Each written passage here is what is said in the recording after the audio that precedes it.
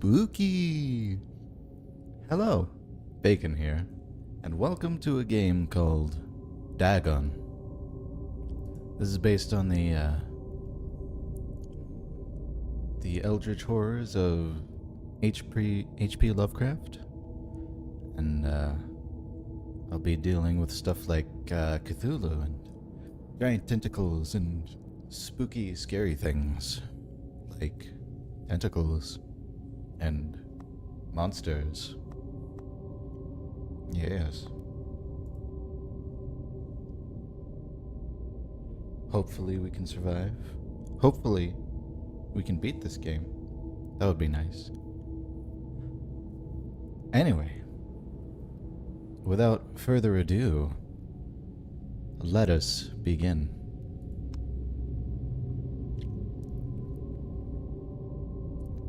Dagon is a faithful interactive adaptation of HP Lovecraft's work, focused on story and atmosphere. You will not find difficult choices, action sequences, or inventory management here, and movement is limited to progressing through locations and along with the plot. I am writing this under an appreciable mental strain, since by tonight I shall be no more. I shall be no more. Oh, what is this? Let's see. Interactive elements. Continue your journey. Interesting facts about the original short story. Ooh, very nice. Some of the trivia is hidden. Focus your eyes and look for the elder sign. Elder sign? But like that? Wow! Okay. Lovecraft's letters. As to letters, my case is peculiar. I write such things exactly as easily and as rapidly as I would utter the name topics. The same topics in conversation. Sorry. Indeed, epistolary expression is with me largely replacing conversation as my condition of nervous prostration becomes more and more acute. Alright, this whole stream is just gonna be me struggling to say big words and showing the world how illiterate I am. I cannot bear to talk much now, and am becoming as silent as the spectator himself. Oh my goodness, loquacity extends itself on paper.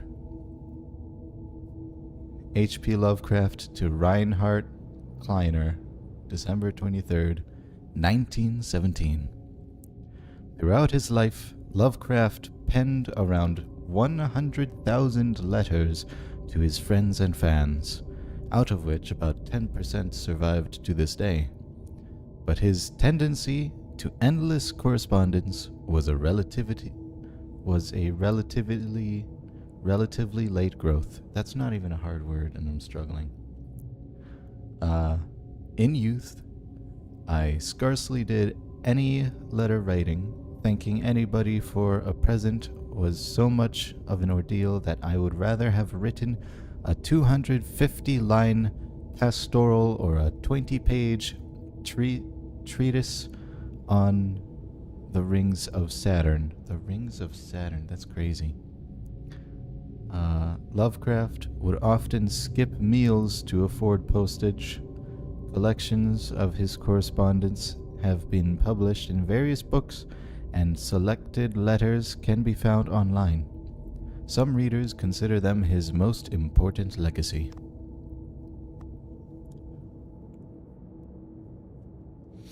Okay, I can read it immediately or go back to them later in the main menu. Nice. This is gonna be a lot of streaming. Ooh. I'm assuming that's to start. I can't turn around. Who's behind me?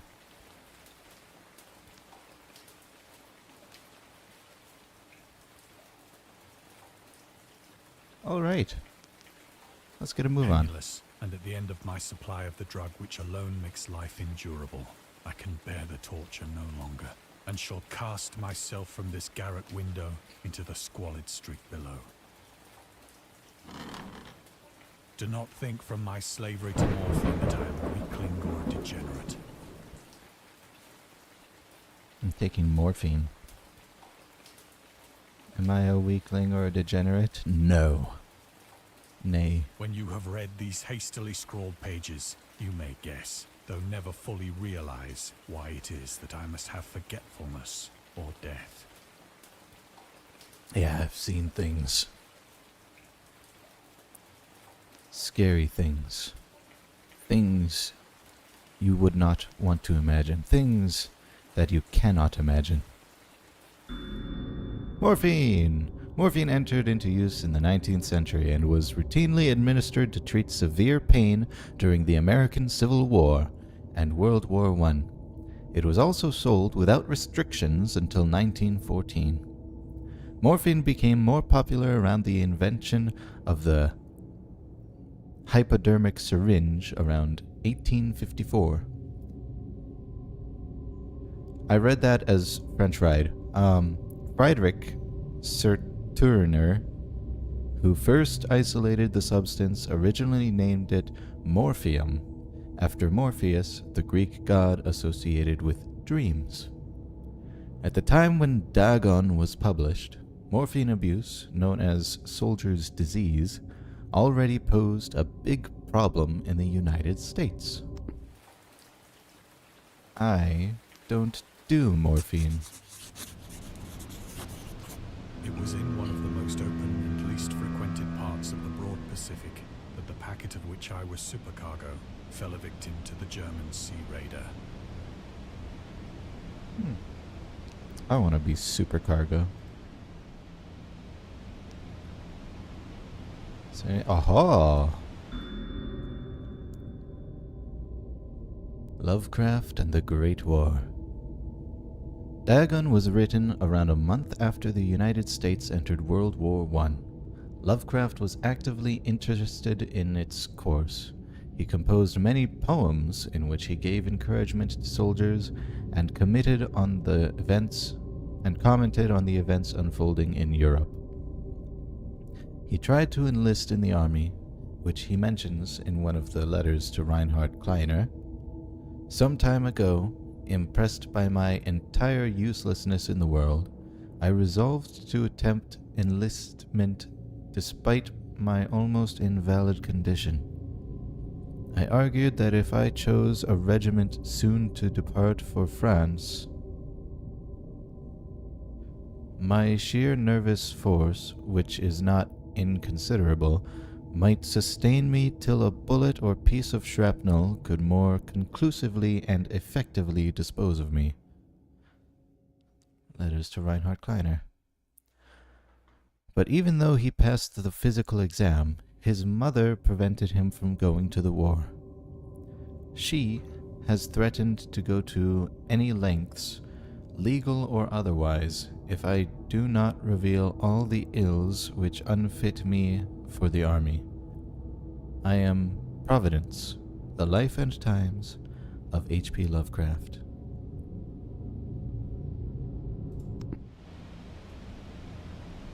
Interesting.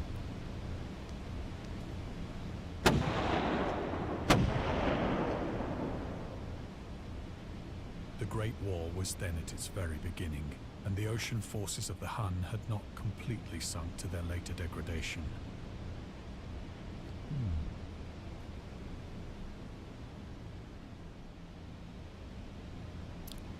Is there anything here?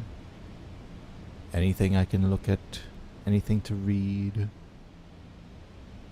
No. No. So All right. that our vessel was made a legitimate prize, whilst we of her crew were treated with all the fairness and consideration due us as naval prisoners.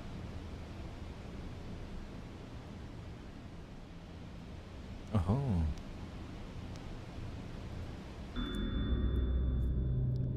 The Huns. The Huns were Central Asian nomads who established a dominion in Europe and invaded the Roman Empire in the 5th century AD. They were known as brutal, deadly warriors and masters of quick raids who also developed powerful composite bows, lassos, and early siege weapons. During World War I, the British used the word Hun as a synonym for Germans in order to emphasize their brutality. However, the term originated when the German Emperor Wilhelm II gave a speech to his troops on the 27th of July, 1900, before they embarked to China. Should you encounter the enemy, he will be defeated. No quarter will be given, prisoners will not be taken. Whoever falls into your hands is forfeited.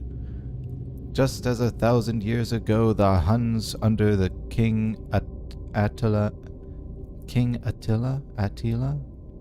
I'm butchering it, made a name for themselves, one that even today makes them seem mighty in history and legend.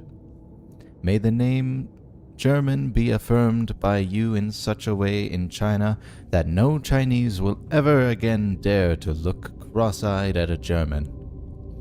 The refusal to take prisoners was a clear breach of the laws and custom of war adopted during the First Hague Convention of 1899. All right. That was a thing.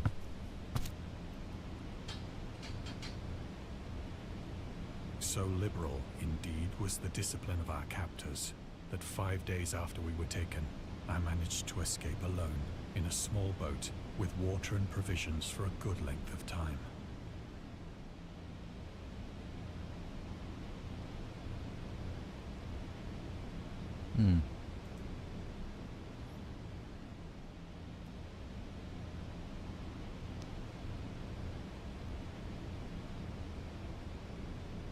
Alright. Moving on. When I finally found myself adrift and free, I had but little idea of my surroundings. A little idea.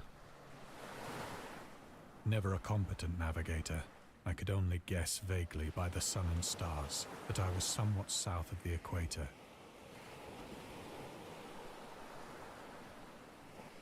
Of the longitude, I knew nothing, and no island or coastline was in sight.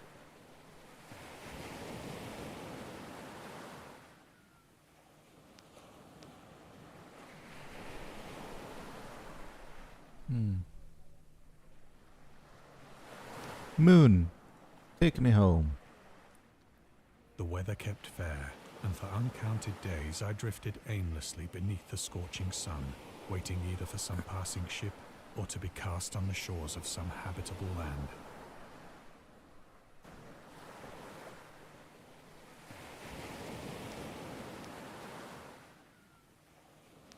There it is. The return to short stories. Dagon was written in July 1917 and first published in 1919 in The Vagrant, an amateur magazine focused on the supernatural. The story is the first of his stories that introduced an element from the Cthulhu mythos. Dagon itself. A pagan cult worshipping Dagon later appears in The Shadow over Innsmouth, one of Lovecraft's most popular works. 1917 is also the year when he wrote The Tomb, a story about Jervis Dudley, a daydreamer who discovers a mysterious mausoleum in the woods by his house and becomes obsessed with it. These two works marked Lovecraft's return to short story writing after he burned most of his attempts at the John genre 9 years prior and decided to concentrate on poetry. Lovecraft stated that it was his friend, William Paul Cook, a literary publisher and critic, who convinced him to start writing weird fiction again.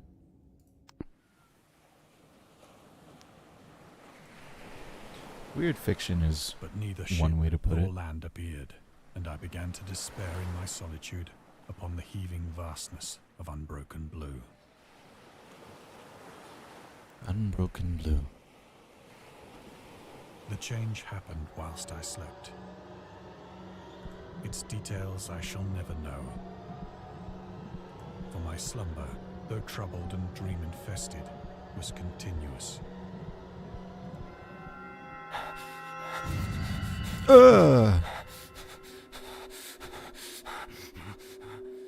That's a whole lot of squid. Ew. Look at this little guy wriggling about. Is there any symbol? No? When at last I awoke, it was to discover myself half sucked into a slimy expanse of hellish black mire, which extended about me in monotonous undulations as far as I could see, Ugh. and in which my boat lay grounded some distance away. Though one might well imagine that my first sensation would be of wonder at so prodigious and unexpected a transformation of scenery, I was in reality more horrified than astonished. For there was in the air and in the rotting soil a sinister quality which chilled me to the very core. The region was putrid with the carcasses of decaying fish and of other less describable things which I saw protruding from the nasty mud of the unending plain. Oh. That's lovely. Perhaps I should not hope to convey in mere words the unutterable hideousness that can dwell in absolute silence and barren immensity. There was nothing within hearing and nothing in sight save a vast reach of black slime. Yet the very completeness of the stillness and the homogeneity of the landscape oppressed me with a nauseating fear.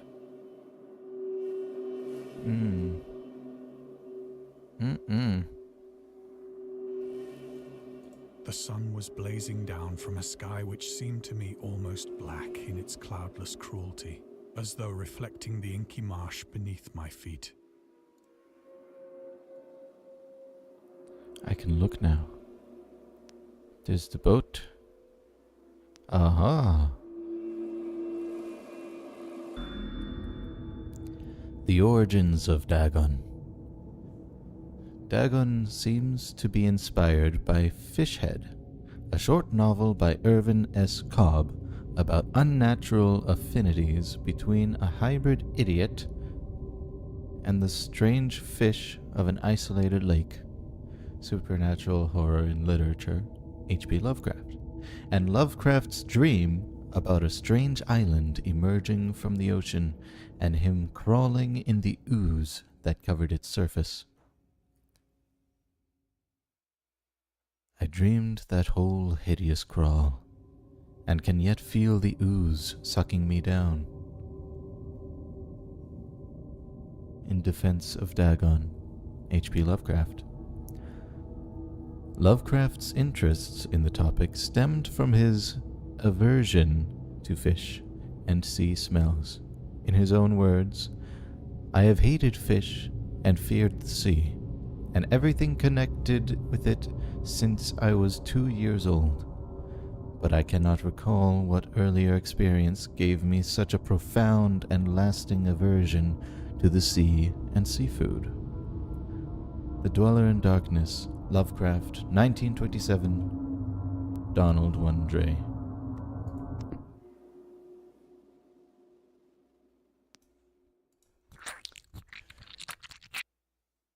Ew.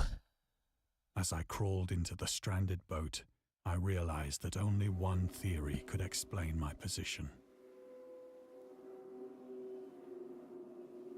Look at that ooze. Through some unprecedented volcanic upheaval, a portion of the ocean floor must have been thrown to the surface, exposing regions for which innumerable millions of years had lain hidden under unfathomable watery depths. So great was the extent of the new land which had risen beneath me that I could not detect the faintest noise of the surging ocean, straining my ears as I might. Nor were there any seafowl to prey upon the dead things.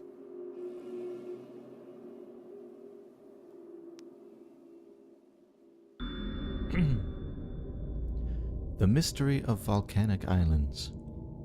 Volcanic eruptions sometimes result in the creation of islands. Most of them are transient and erode after some time, but some prove permanent. The floating pumice, porous rock created when superheated pressurized rock is ejected from a volcano, can move across long distances and transport barnacles and macroalgae.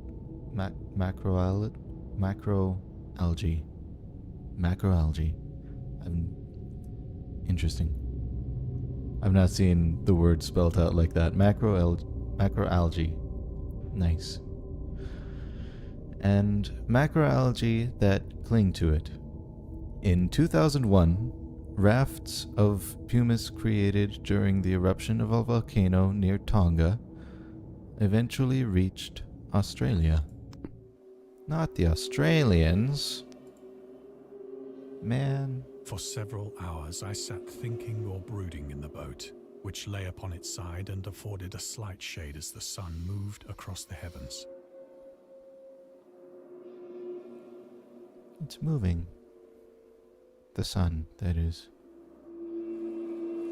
As the day progressed, the ground lost some of its stickiness and seemed likely to dry sufficiently for traveling purposes in a short time. That night I slept but little, and the next day I made for myself a pack containing food and water, preparatory to an overland journey in search of the vanished sea and possible rescue.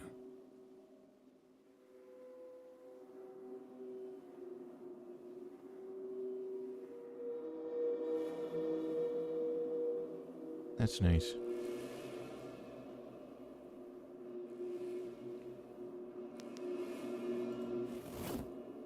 On the third morning, I found the soil dry enough to walk upon with ease. The odor of the fish was maddening, but I was too much concerned with graver things to mind so slight an evil, and set out boldly for an unknown goal.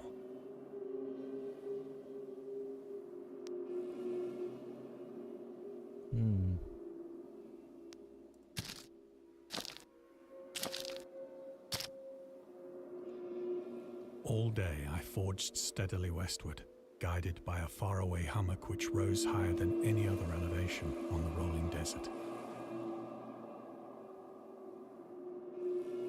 These things are a little bit less oceanic.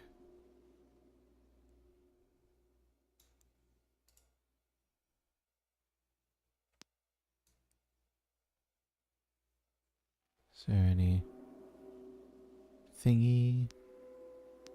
No. Not even of the sun? Okay.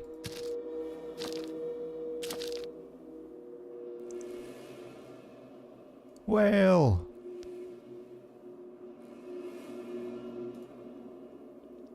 Whale!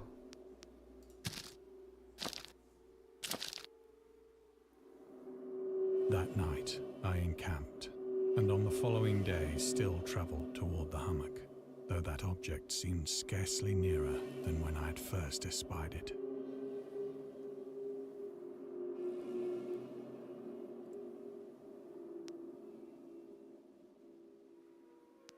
There it is.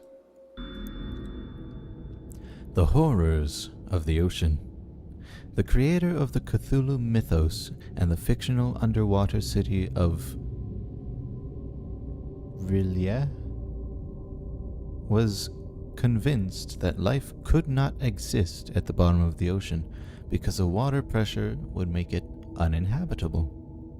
Today we know that the darkest depths of the ocean are home to many peculiar organisms.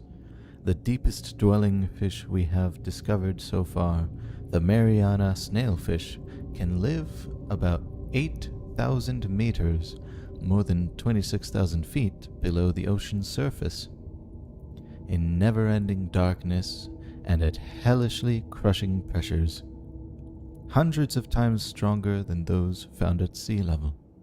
Upon glancing at the modern photos of deep-sea creatures such as the anglerfish, the fangtooth or the viperfish, and their truly Lovecraftian characteristics, it's hard not to find some irony in this.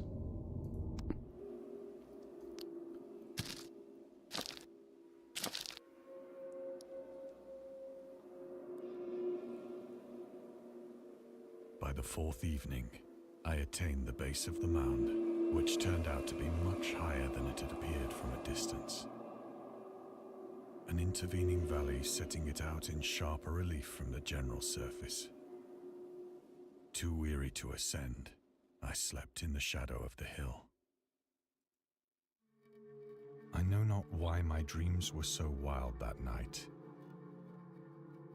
But ere the waning and fantastically gibbous moon had risen far above the eastern plain, I was awake in a cold perspiration, determined to sleep no more. Such visions as I had experienced were too much for me to endure again, and in the glow of the moon I saw how unwise I had been to travel by day. Without the glare of the parching sun, my journey would have cost me less energy. Yeah. Sure. Indeed, I now felt quite able to perform the ascent which had deterred me at sunset. Picking up my pack, I started for the crest of the eminence. The Eminence. The Loner. Contrary to popular opinion, Lovecraft was not an ever-frowning, eccentric, grumpy loner. He considered himself to be a person who appreciated humor. Moreover, he would often meet with friends in his apartment or at various cafes in Brooklyn and Manhattan. At times, his social life was so intensive, his work would suffer for months. There was a point when he finally decided he needed to put an end to daily meetings and loitering in New York cafeterias and resorted to hiding at home and reading with the main room light turned off, pretending he wasn't there whenever a friend knocked on his door. He also had another method of deterring his guests, which involved greeting them in a bathrobe, with an unmade bed visible in the background and piles of papers scattered across the floor. Sounds like me on a Monday morning. That the unbroken monotony of the rolling plain was a source of vague horror to me. But I think my horror was greater when I gained the summit of the mound and looked down the other side into an immeasurable pit or canyon, whose black recesses the moon had not yet soared high enough to illumine.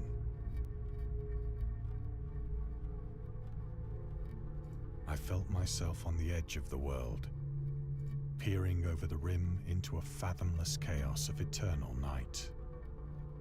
Through my terror ran curious reminiscences of Paradise Lost, and of Satan's hideous climb through the unfashioned realms of darkness. As the moon climbed higher in the sky, I began to see that the slopes of the valley were not quite so perpendicular as I had imagined.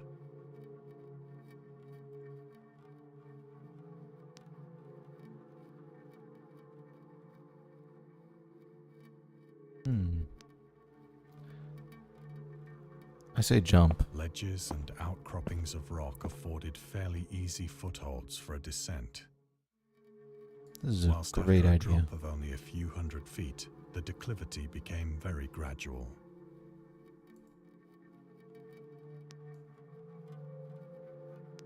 Yeah, this is a great idea.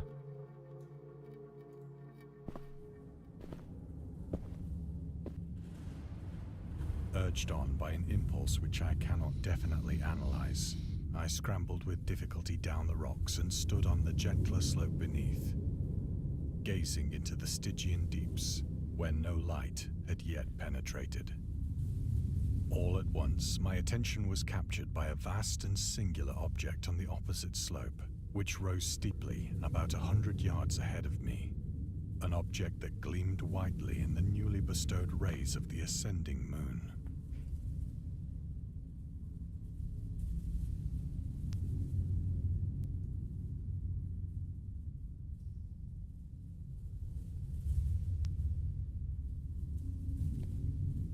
This is like the bottom of the ocean.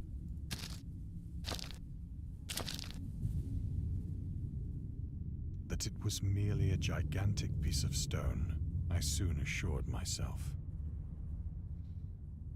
But I was conscious of a distinct impression that its contour and position were not altogether the work of nature. I wouldn't think so. A closer scrutiny filled me with sensations I cannot express.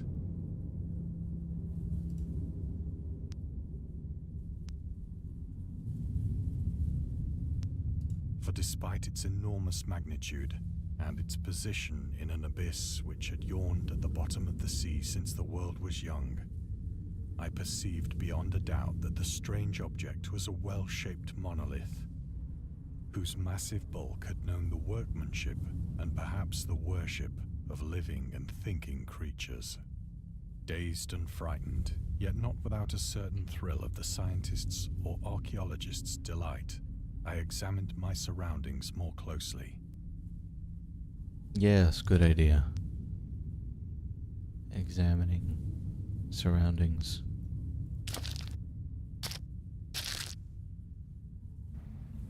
Oh, there's water.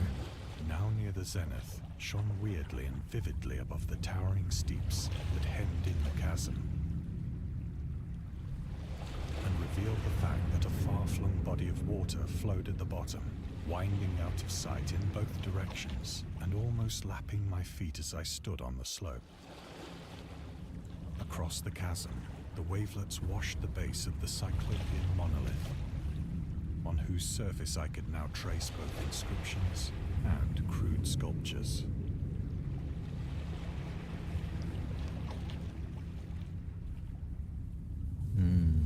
Spooky. The writing was in a system of hieroglyphics unknown to me and unlike anything I'd ever seen in books, consisting for the most part of conventionalized aquatic symbols such as fishes, eels, octopi, crustaceans, mollusks, whales, and the like. Several characters obviously represented marine things which are unknown to the modern world, but whose decomposing forms I had observed on the ocean-risen plain. It was the pictorial carving, however, that did most to hold me spellbound.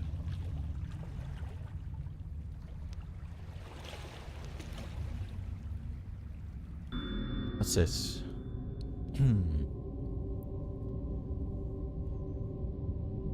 Dagon contains many themes and storytelling methods that Lovecraft developed in his later works, such as telling the story through carvings, at the Mountains of Madness, the Nameless City, journals and characters' notes, the Shadow Out of Time, the Haunter of the Dark,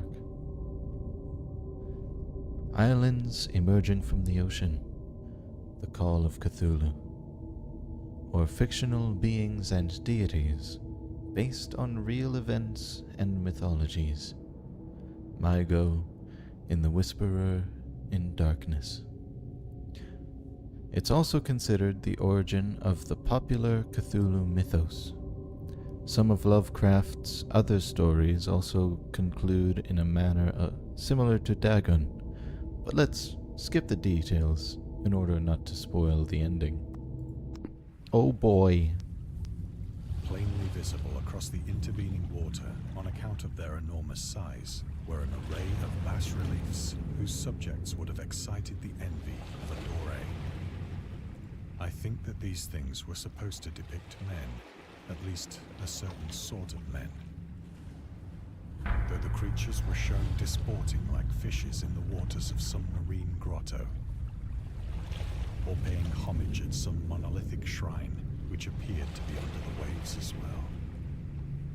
Of their faces and forms I dare not speak in detail, for the mere remembrance makes me grow faint, grotesque beyond the imagination of a Poe or a Bulwer. Ooh. They were damnably human in general outline, despite webbed hands and feet, shockingly wide and flabby lips, glassy, bulging eyes, and other features less pleasant to recall. Curiously enough, they seem to have been chiseled badly out of proportion with their scenic background, for one of the creatures was shown in the act of killing a whale, represented as but little larger than himself. I remarked, as I say, their grotesqueness and strange size, but in a moment decided that they were merely the imaginary gods of some primitive fishing or seafaring tribe. Some tribe whose last descendant had perished eras before the first ancestor of the Piltdown or Neanderthal man was born. Oh, that's pretty old.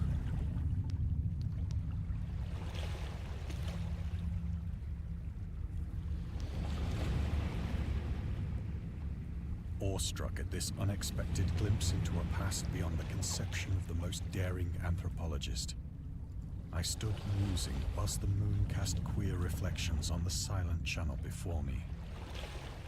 Then, suddenly, I saw it. Uh-oh. With only a slight churning to mark its rise to the surface, the thing slid into view above the dark waters.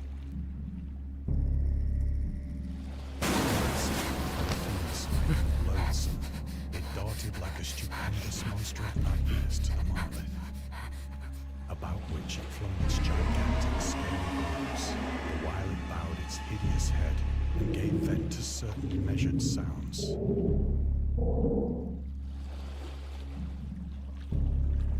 I think I went mad then. Of my frantic ascent of the slope and cliff, and of my delirious journey back to the stranded boat, I remember little.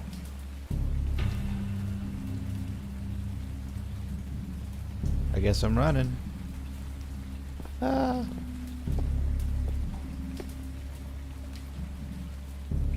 I believe I sang a great deal and laughed oddly when I was unable to sing.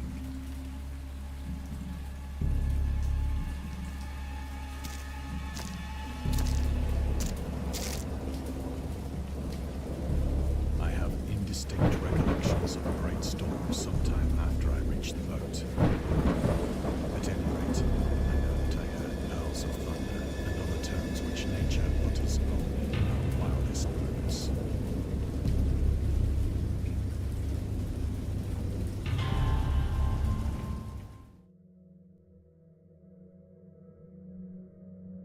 When I came out of the shadows, I was in a San Francisco hospital, brought thither by the captain of the American ship which had picked up my boat in mid-ocean.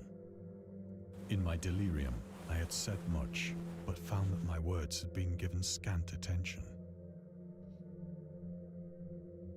Of any land upheaval in the Pacific, my rescuers knew nothing.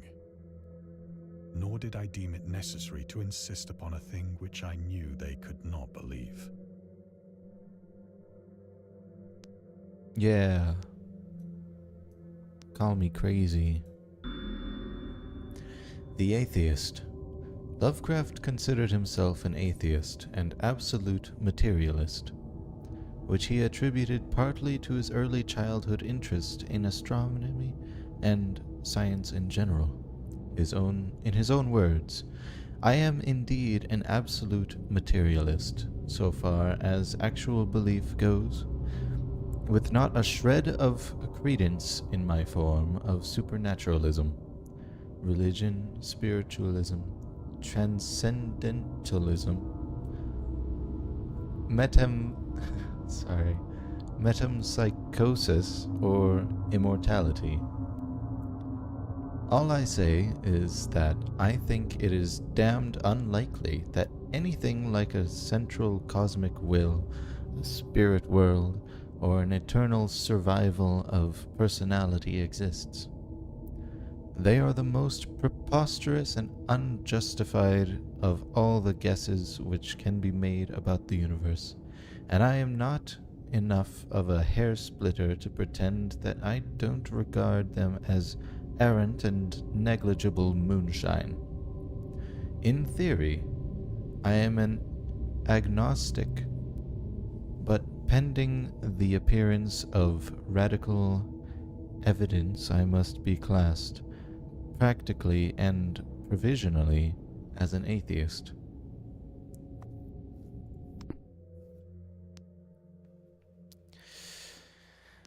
Nobody would believe me anyway. Once I sought out a celebrated ethnologist and amused him with peculiar questions regarding the ancient Philistine legend of Dagon, the fish god.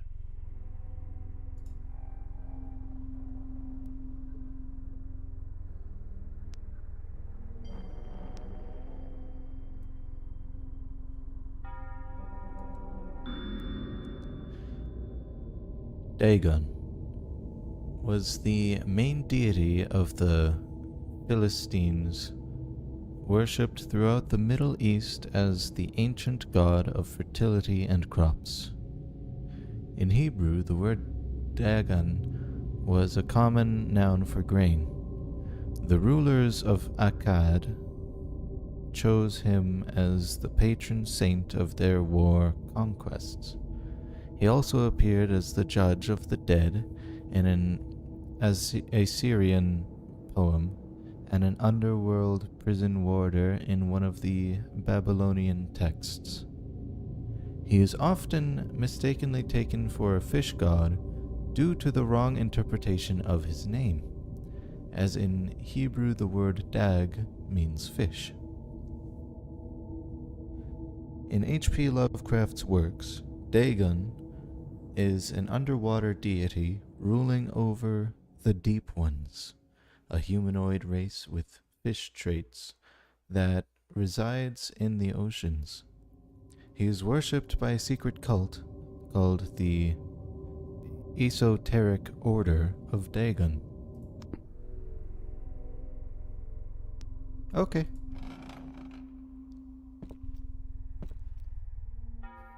But soon perceiving that he was hopelessly conventional, I did not press my inquiries.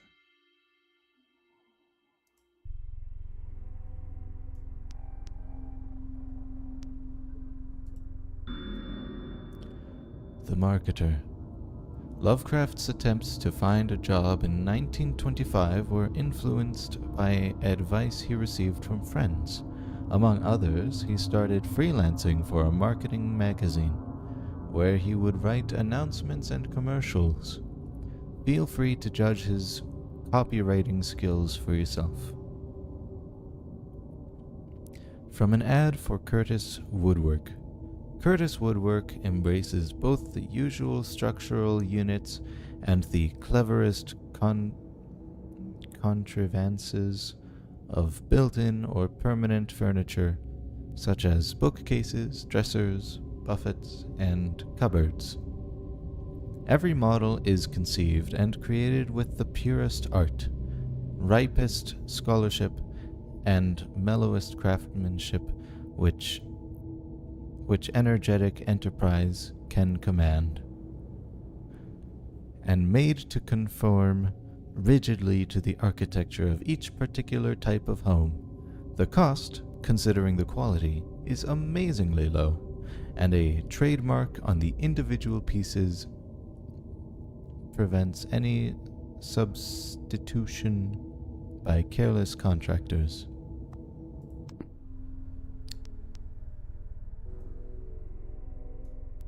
That's not a bad ad. August Derleth and the Cthulhu Mythos. August Derleth was an American writer and anthologist. He also befriended Lovecraft and published many of his works through his company, Arkham House. although he greatly contributed to the popularization of the author's works after his death, he is surrounded by numerous controversies. One of his most questionable decisions involved introducing the good versus evil doctrine. Derleth was a devout Catholic to the Cthulhu mythos, which contrasted with Lovecraft's view of the world and his approach to cosmic horror. As a result, the author's works were often misunderstood and misrepresented in today's culture. It is also worth noting that Lovecraft was never really interested in creating a mythology, and the term Cthulhu mythos was coined by Derleth after the author left the mortal plane. The Necronomicon.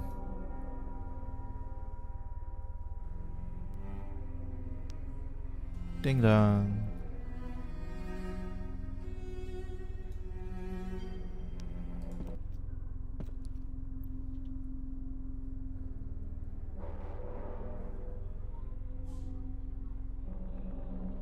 Hello there. Gorgeous. What am I doing here?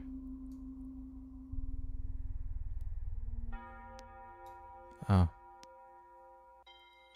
I guess I'm just turning around then. Yes, nothing to see here. Oh, there is. Hello. The scientist. These days, the word scientist is a widely accepted term, but at the time Dagon was published, it was subject to a wide debate. After the author used it in the story, critics pointed out that man of science was a more appropriate term to employ. He admitted in defiance of Dagon that if Dagon were to be reprinted, he would indeed use the phrase they suggested. Scientist was coined as an analog to artist, to be used when referring to those studying different branches of science. Yet, in the 19th and early 20th century, scientific researchers in Great Britain and the United States were of the opinion that man of science, resembling the term man of letters, was the only proper choice. Among other things, it was gender-specific, indicating that science was an endeavor to be pursued by only one sex. The term scientist became more accepted only after World War II, and man of science started fading into obscurity as an old-fashioned synonym, because people were sexist.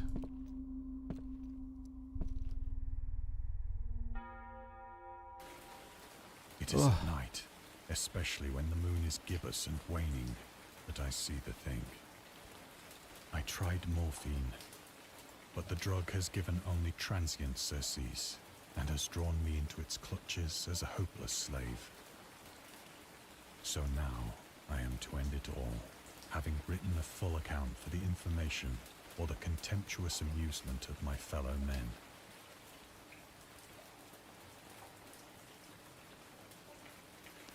He's done it.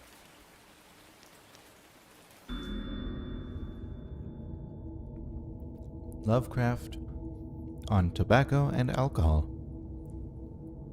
Lovecraft hated tobacco. Even though he used to smoke when he was 12, in order to look and feel like an adult, in his correspondence with friend Reinhard Kleiner, he claims that he quit as soon as he started wearing long pants. I assume that means growing up. He also had a very strong opinion about alcohol, as evidenced by his letter to Zelia Brown. As for the matter of drinking, I have never tasted intoxicating liquor and never intend to.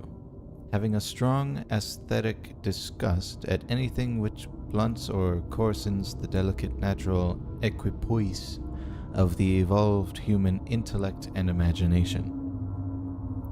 Drinking excited my personal repugnance, repugnance? I don't know that one. Hence, I don't drink. Let the herd do what they will. I am rather in favor of prohibition. The prohibition of any one antisocial force as well as of any other. I think I'm reading too much. Often, I ask myself if it could not all have been a pure phantasm. A mere freak of fever as I lay sun-stricken and raving in the open boat after my escape from the German man-of-war.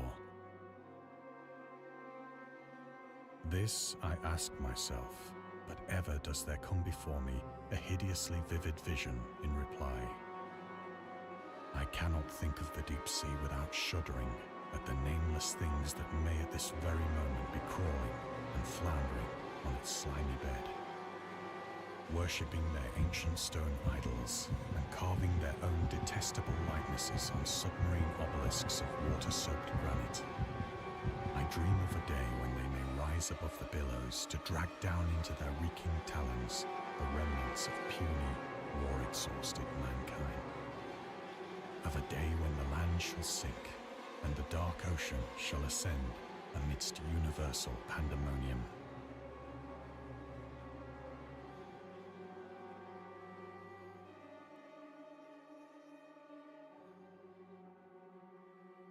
Oh my.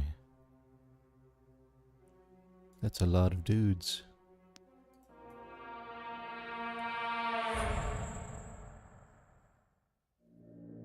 The end is near. Hello? Who's there? Oh. The door is barricaded. I hear a noise at the door, as of some immense slippery body lumbering against it.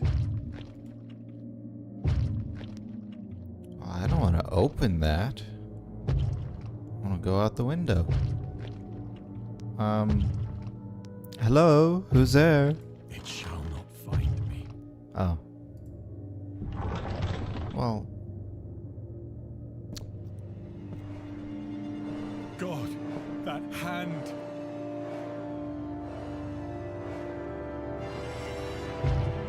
The window!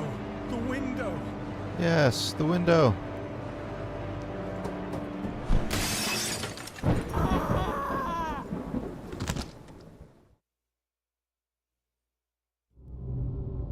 Oh. Yay!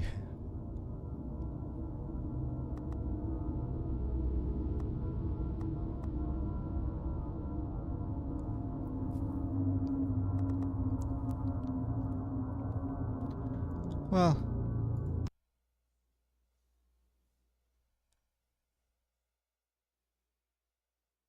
that was an adventure. That was interesting. An experience. Not what I was expecting. And scary stories have been accompanying men for centuries. They have many faces and forms. But what is their purpose? Why do we enjoy being afraid so much? During our therapy, I'll try to get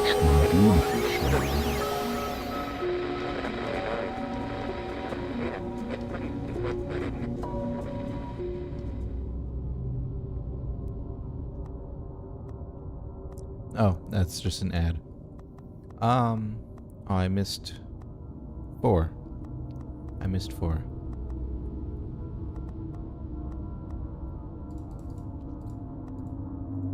Oh well. That, ladies and gentlemen, was Dagon.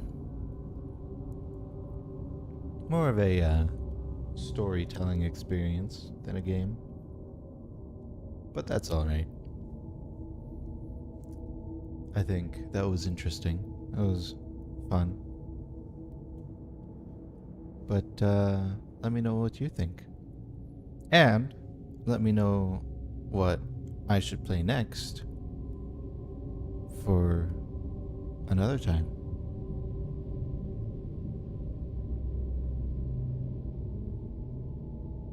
Anyway, that's it.